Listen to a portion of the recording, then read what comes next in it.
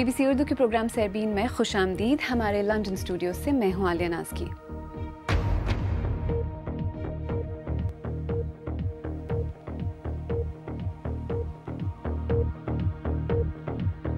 India کے زیر انتظام کشمیر میں بی جے پی کے ریاستی حکومت سے الگ ہونے کے اعلان کے بعد وزیر اعلیٰ محبوبہ مفتی کا استعفیٰ. یہ سیاسی اتھل پتھل کس جانب اشارہ کرتی ہے؟ کوئٹہ میں دہشت گردی کے مختلف واقعات کے دوران خطرناک راستوں پر ٹیکسی چلانے والے ایک شخص کی نظر میں مستقبل کی تصویر کیا ہے؟ اور دیکھیے گا کہ مس عراق اور مس اسرائیل کی ایک سیلفی کے بعد انہیں ملنے والی موت کی دھمکیاں بھی ان کی دوستی کا کچھ نہیں بگاڑ سکی. انڈیا کے زیر انتظام کشمیر میں بھارتیہ جنتا پارٹی نے ریاستی حکومت سے الگ ہونے کا اعلان کیا ہے. ریاست میں 3 سال سے بی جے پی اور وزیر اعلیٰ محبوبہ مفتی کی پیپلز ڈیموکریٹک پارٹی کی مخلوط حکومت تھی. بی جے پی کا کہنا ہے کہ ریاستی حکومت امن و امان کی صورتحال پر قابو پانے میں ناکام رہی ہے. محبوبہ مفتی نے اپنے عہدے سے استعفیٰ دے دیا ہے. دیکھتے ہیں دلی سے سہیل حلیم کی رپورٹ.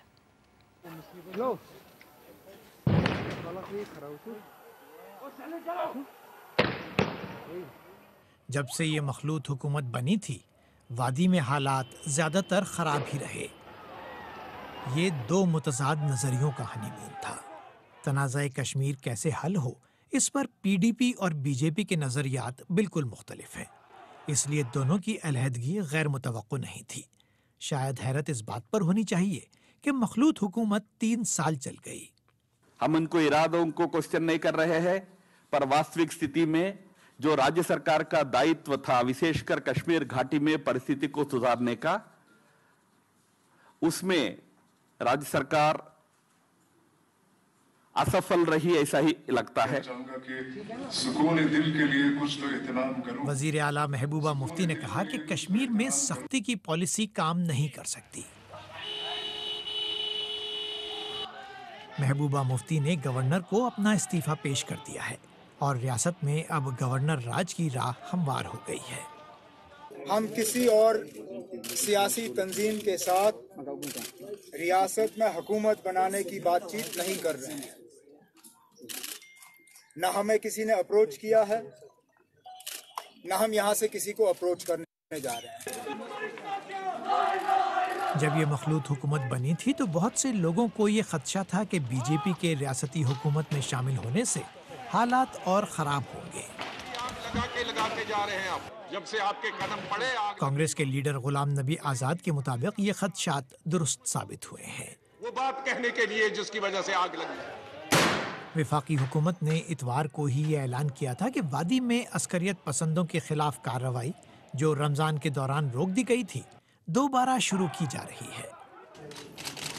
تجزیہ نگاروں کے مطابق بی جے پی نے حکومت سے الگ ہونے کا فیصلہ 2019 کے پارلیمانی انتخابات کے پیش نظر کیا ہے. کشمیر میں حالات خراب ہوئے ہیں اور بظاہر پارٹی اس کی مشترکہ ذمہ داری سے بچنا چاہتی ہے. سہیل حلیم، BBC نیوز، دلی. اور اسی بار میں آپ سے کچھ دیر پہلے میں نے بات کی اخبار کشمیر ٹائمز کی ایگزیکٹو ایڈیٹر انورادھا بھسین سے اور ان سے پوچھا کہ بی جے پی کا یہ فیصلہ کتنا غیر متوقع تھا. زیادہ تر لوگ یہ کویسچن کر رہے ہیں کہ اگر یہ سرکار یہ الائنس ٹوٹنا ہی تھا تو اتنے جو سینکڑوں لوگ مارے گئے پچھلے 4 سالوں میں، جس قسم کے ہیومن رائٹس وائلیشنز ہوئے انپریسیڈنٹڈ لیول کے، اور کشمیر کی جو صورتحال بگڑی جس میں ایک جو اہم فیکٹر ہے وہ یہ آئیڈیالوجیکلی ڈفرینٹ جو پارٹیز ہیں ان کا ایک ساتھ آنا اور الائنس بنانا، اس کی وجہ سے یہاں کے حالات بگڑے ہیں. تو یہ پہلے ٹوٹنا چاہیے تھا. یہ اب 4 سال کے بعد اس میں پل آؤٹ کرنے کا، اس کو توڑنے کا. جی نہیں، میں آپ سے دراصل اگلا سوال یہ ٹائمنگ کے بارے میں ہی پوچھنا چاہ رہی تھی کہ بی جے پی کا اس وقت مقصد کیا ہو سکتا ہے. آپ دیکھیں پچھلے 1 مہینے میں ایک رویہ ہمیں ایسا لگ رہا تھا بی جے پی کی طرف سے پہلی بار ایک نرمی آئی تھی جب انہوں نے چاہے صرف ایک جیسچر ہی تھا جو سیز فائر رمضان کے مہینے میں ایک سیز فائر کی اناؤنسمنٹ ہوئی، اور کوئی ایسے ٹھوس قدم تو نہیں اٹھائے گئے کہ ہم کہہ سکیں کہ ایک پیس پروسیس کی شروعات ہوئی یا ڈائیلاگ اس پہ بلڈ ہوتا، لیکن کہیں ایک ایشورنس تھی اور ایک فلیکسیبلٹی انہوں نے دکھائی کہ جب ڈائیلاگ کی بات کی تو پہلی بار کوئی پری کنڈیشنز نہیں اناؤنس کیے، اور ایک دم سے اس ڈائیلاگ سے بیک آؤٹ کرنا اور سیز فائر سے بیک آؤٹ کرنا، تو کہیں ایک ایسا لگ رہا ہے کہ یہ پہلے ہی پری میڈیٹیٹڈ اور تھا کہ اس ٹائم پہ ہم ایسا کریں گے، اور شاید کشمیریز کو پروجیکٹ کیا جائے کہ وہ امن کے خلاف ہیں اور وہ امن نہیں چاہتے، وہ ڈائیلاگ نہیں چاہتے، تاکہ یہ دیکھیں اب کچھ مہینوں میں لوک سبھا کی الیکشنز کی تیاری چل رہی ہے، اور بی جے پی کے پاس ان کی اپنی رپورٹ کارڈ میں کچھ ایسے خاص ٹھوس جو کارنامے نہیں ہیں جو وہ دکھا سکیں، لیکن جو کشمیر کا ایک نیریٹو ہے اور ایک اینٹی مسلم نیریٹو ہے، ایک اینٹی پاکستان بھی اس میں نیریٹو آتا ہے، وہ بی جے پی کو الیکٹورلی وہ سوچتے ہیں کہ یہ ہمیں سوٹ کرے گا۔ اچھا انورادھا جی، جہاں تک ریاستی سیاست کی بات ہے، بی جے پی حکومت سے الگ ہو گئی ہے، محبوبہ مفتی اپنا استعفیٰ دے چکی ہیں، اب آگے کیا ہوگا؟ جموں کشمیر کے جو پالیٹکس ہے اور گورننس ہے اور یہاں کے لیے جو پالیسیز بنتی ہیں، اس میں مرکزی سرکار کا بہت زیادہ انٹرفیئرنس رہتا ہے، اور شروع سے ہی رہا ہے ایسا، لیکن جب گورننس رول آتا ہے تو بالکل ایک دم ڈائریکٹ انٹرفیئرنس ہوتی ہے۔ اس کے بیچ میں ایک جو ریاستی سرکار، ویسے تو کہتے ہیں پپٹ سرکار ہے، لیکن وہ ایک کم سے کم ایک ہلکی سی دیوار کا رول ادا کرتی ہے۔ اب تو وہ دیوار بھی گر چکی، اور جب دیوار گر چکی ہے تو مجھے لگتا ہے کہ بی جے پی جو اپنی آئیڈیالوجی کے حساب سے ایک بہت ہارڈ لائن اپروچ جو ہے اس کا استعمال کرے گی کشمیر میں، جس کے نتائج جو ہیں وہ بہت خطرناک ہو سکتے ہیں۔ کشمیر ٹائمز کی ایگزیکٹو ایڈیٹر انورادھا بھسین، جن سے میں نے کچھ دیر پہلے بات کی۔ اس موضوع پر سوشل میڈیا پر گرما گرم بحث جاری ہے۔ ہیش ٹیگ بی جے پی ڈمپس پی ڈی پی ٹرینڈ کر رہا ہے۔ آرتی لکھتی ہیں، بی جے پی پی ڈی پی کی ناکامیوں کا ذکر کر رہی ہے اتحاد توڑنے کے بعد۔ کل تک ہم جب یہ بات کہتے تھے تو ہمیں ملک مخالف کہتے تھے۔ صحافی برق حدت نے لکھا، جموں کشمیر میں اتحاد کو ختم ہونے کی ضرورت تھی، وہ دونوں طرف سخت کی خیالات کو ترویج دے رہا تھا۔ بی جے پی نے اپنی مرضی سے علیحدہ ہو کر محبوبہ مفتی پر برتری حاصل کر لی۔ اور دھرو راٹھی نے ٹویٹ کی، 3 سال ان کی طاقت کی حرص نے جموں کشمیر کو تباہ کیا، اب 2019 میں طاقت کی حرص نے اتحاد ختم کروایا۔ انتخابات سے پہلے قوم پرستی کی پی آر بہت خوب ہے۔ اور اب کچھ دیگر اہم خبروں پر ایک نظر۔ امریکی صدر ڈونلڈ ٹرمپ نے چینی درآمدات پر 200 ارب کی اضافی ڈیوٹیز لگانے کی دھمکی دی ہے۔ انہوں نے کہا، اگر چین نے اپنی روش نہ بدلی تو 10% ڈیوٹیز عائد کر دی جائیں گی۔ اس دھمکی سے دونوں ملکوں کے درمیان پہلے سے جاری تجارتی جنگ میں تیزی آنے کا خدشہ ہے۔ اٹلی میں دائیں بازو کے وزیر داخلہ میٹیو سلوینی نے ملک میں موجود روما برادری کے لوگوں کی مردم شماری کے بعد غیر اطالوی باشندوں کو ملک سے نکال دینے کا مطالبہ کر کے ایک نیا تنازع کھڑا کر دیا ہے۔ اس بیان پر شور مچ جانے کے بعد انہوں نے وضاحت کی کہ ان کا مقصد روما بچوں کو بچانا تھا۔ امریکی ریپ گلوکار ایکس ٹینٹیسیون، جنہیں بہت تیزی سے مقبولیت حاصل ہوئی تھی، انہیں 20 سال کی عمر میں قتل کر دیا گیا ہے۔ وہ پیر کو فلوریڈا میں ایک موٹر سائیکل شو روم سے باہر نکل رہے تھے جب ایک شخص نے انہیں گولی مار دی۔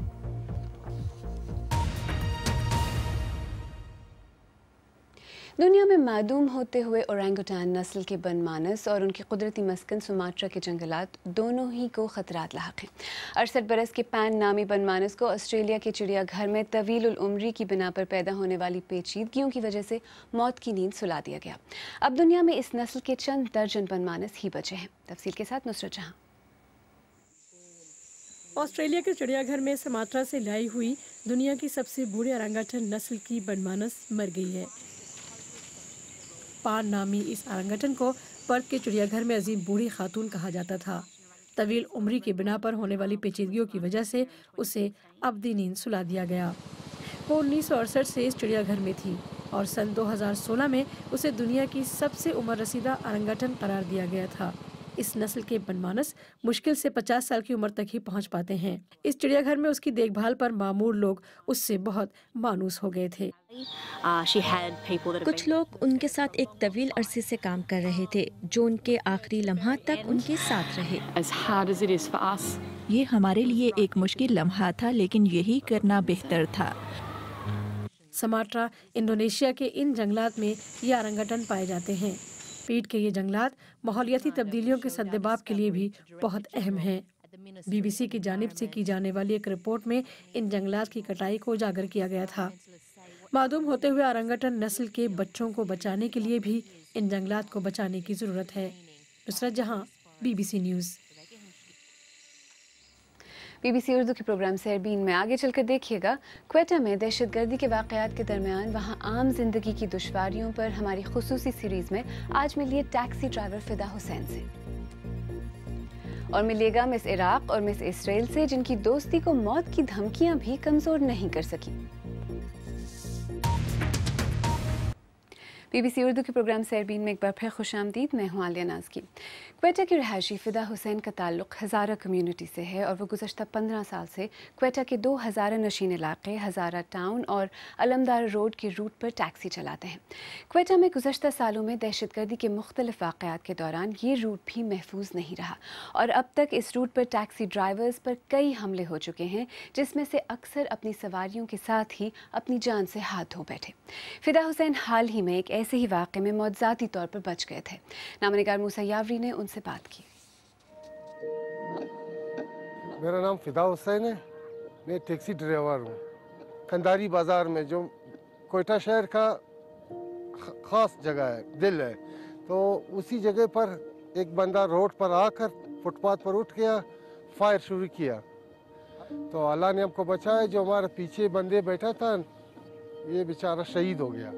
20-25 سال ہو گئے جو ہم یہی ڈرائیوری کا لائن پر ہے، ابھی تک یہ ڈرائیوری کر رہا ہوں، تو عمر بھی گزر گیا ہے، ابھی اور کام کرنے کا ایسا قابل بھی نہیں ہے۔ اور ہم لوگوں کا مریاباد بروری کا 10 کلومیٹر راستہ بھی خطرے سے بھرا ہوا ہے۔ ہم لوگوں کو گورنمنٹ نے یہی روٹ دیا ہوا ہے، کسی روٹ میں آپ لوگ محفوظ ہے، آپ لوگ دوسرا روٹ استعمال نہیں کریں، تو ہم لوگ کسی روٹ پر بھی محفوظ نہیں ہے۔ اکثر ہم لوگ اسی روٹ پر جو گورنمنٹ نے ہم لوگوں کو دیا ہوا ہے، اسی روٹ پر ہم لوگوں کو ٹارگیٹ ہوتا ہے۔ اسی روٹ پر 10-15 کو تو ہم جانتے ہیں بالکل، جو ہمارا ساتھ، ہمارا بھی 15-20 سال ہو گیا ڈرائیوری میں، تو ہمارا بھائی تھا، دوست تھا، ہم آپ کو اس سے ملا بھی سکتے ہیں، جو بالکل بول نہیں سکتا ہے، اس کا ہاتھ کام نہیں کرتا ہے، پیر کام نہیں کرتا ہے، معذور زندگی کو، اس سے وہ بندہ مر جاتا تھا اچھا تھا۔ تو ہم لوگ جو سب صبح گھر سے نکلتے ہیں کام کے سلسلے میں، گھر والا دن میں 2-3 مرتبہ ہم لوگوں کو فون کرتا ہے، بھائی آپ کہاں پر ہو، خیرت ہے۔ اور خدا نخواستہ کوئی بھی ایسا واقعہ ہوئے تو سارے رشتہ داری پہلے ہم کو فون کرتا ہے، بھائی آپ کہاں پر ہو، محفوظ ہو یا نہیں ہو۔ خوف تو بالکل آتا ہے، مگر ہر دن مرنے سے تو ایک دن مرنا چاہیے۔ بھی گھر میں بیوی بچے بولے گا بھائی کچھ لاؤ کھاؤ، ہم بولے گا نہیں ہے۔ یہ ہمارے پاس اگر پیسہ ہوتا تھا تو شاید ہم بھی یہ ملک چھوڑ کر چلے جاتے تھے، مطلب مجبوری سے ہم لوگوں کے پاس جو دن کو وہ کام کرتا ہے، رات کو وہی ہم لوگوں کو نصیب ہوتا ہے کھانے کا۔ کوئٹہ شہر میں تو بالکل مستقبل ہم لوگوں کا، بچوں کا کوئی مستقبل ہی بھی نہیں ہے آئندہ، کیونکہ ہم لوگ باہر نہیں جا سکتے، اس طرف اس طرف نہ اچھا تعلیم حاصل کر سکتے ہیں اور نہ گھوم پھر سکتے ہیں۔ بس مستقبل ہم کو یہ پتہ ہے، جو پتہ نہیں ہم شام کو مرے کل کو مرے، کوئی ہمارے زندگی کا کوئی گارنٹی نہیں ہے ابھی۔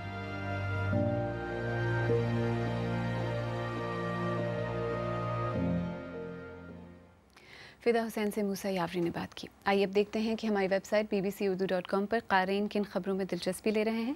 انڈیا میں ہندو خاتون کا ایک ٹیلی کام کمپنی کے مسلم ملازم کی خدمات حاصل کرنے سے انکار، فٹ بال ورلڈ کپ کی حیران کن کہانیاں، اور انڈیا کے زیر انتظام کشمیر میں بھارتیہ جنتا پارٹی کا پیپلز ڈیموکریٹک پارٹی سے اتحاد ختم ہونے کی خبر میں قارئین کی خاصی دلچسپی ہے۔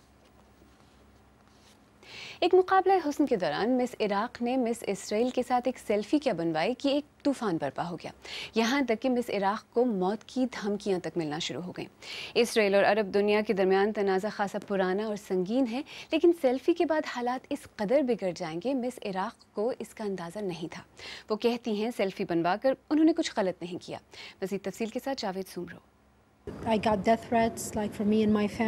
مجھے اور میرے خاندان کو جان سے مار دینے کی دھمکیاں ملی، میرے خاندان کو ملک چھوڑنا پڑا۔ میں بہت خوفزدہ تھی، لیکن میں نے سیلفی نہیں ہٹائی کیونکہ میں نے جو کیا تھا وہ درست تھا، میں نے کچھ غلط نہیں کیا تھا۔ یہ تھی وہ مس عراق اور مس اسرائیل کی انسٹاگرام سیلفی جو اس تنازع کی وجہ بنی، جس کی وجہ سے سارہ کے خاندان کو اپنا ملک چھوڑنا پڑا۔ لیکن یہ ہوا کیسے؟ ہم مس یونیورس مقابلے میں ایک فوٹو شوٹ کے دوران ملے۔ وہ میرے سامنے کھڑی تھی اور ہیلو کہنے سے ہچکچا رہی تھی، وہ کچھ گھبرائی ہوئی تھی، لیکن پھر میرے پاس آئی اور ہم باتیں کرنے لگے۔ اس نے کہا کہ وہ مجھ سے بات کرنے سے گھبرا رہی تھی کیونکہ وہ مس اسرائیل تھی اور میں مس عراق۔ میں نے پوچھا کیوں، تو انہوں نے کہا کہ ہمارے ملکوں کی وجہ سے۔ میں نے کہا یہ کوئی مسئلہ نہیں ہونا چاہیے کیونکہ ہم دونوں امن کی سفیر ہیں اور ہر ایک یہ بھی نہیں سمجھتا کہ ہم دشمن ہیں۔ So I was afraid to come to her to talk to her because I didn't know what was going to be their reaction. میں ان سے بات کرنے سے ڈر رہی تھی کیونکہ مجھے اندازہ نہیں تھا کہ رد عمل کیا ہوگا، تو میں قریب کھڑی رہی لیکن جا کر بات نہیں کی۔ وہ میرے پاس آئیں اور پوچھا میں کون ہوں اور بات چیت شروع کی۔ ہم نے یہ تصویر بنانے کا فیصلہ کیا کیونکہ ہم دوست بن گئے تھے اور سب کو دکھانا چاہتے تھے۔ تو everybody to see it. ایک اسرائیل دوست امریکی تنظیم امریکن جوئش کمیٹی نے سارہ کو اسرائیل آنے کی دعوت دی، جہاں دونوں خواتین کو دوبارہ ملنے کا موقع دیا گیا۔ جب میں یہاں آئی تو اندازہ نہیں تھا کہ یہاں کیا ہوگا۔ اب جب کہ میں یہاں ہوں تو مجھے سب کچھ مانوس سا لگ رہا ہے۔ لوگ میرے جیسے لگ رہے ہیں اور بہت سارے عربی زبان میں بات کرتے ہیں۔ یروشلم کا شہر مجھے دمشق کی یاد دلاتا ہے۔ اگر آپ چاہیں تو مجھ سے اور ہماری ٹیم کے دیگر ساتھیوں سے ٹویٹر پر بھی رابطہ کر سکتے ہیں۔ میرا ٹویٹر ہینڈل ہے @عالیہ۔ اس کے ساتھ ہی سیربین اختتام کو پہنچا۔ پروگرام میں پیش ہونے والے موضوعات پر اگر آپ اپنے خیالات کا اظہار کرنا چاہیں تو فیس بک پر ہمارا صفحہ حاضر ہے۔ آپ ہمارے ٹویٹر ہینڈل @BBC اردو کے ذریعے بھی ہم سے رابطہ کر سکتے ہیں۔ کل پھر حاضر ہوں گے، تب تک تازہ ترین خبروں کے لیے ہماری ویب سائٹ bbcurdu.com دیکھتے رہیے۔ عالیہ ناز کی کو اب اجازت دیجیے۔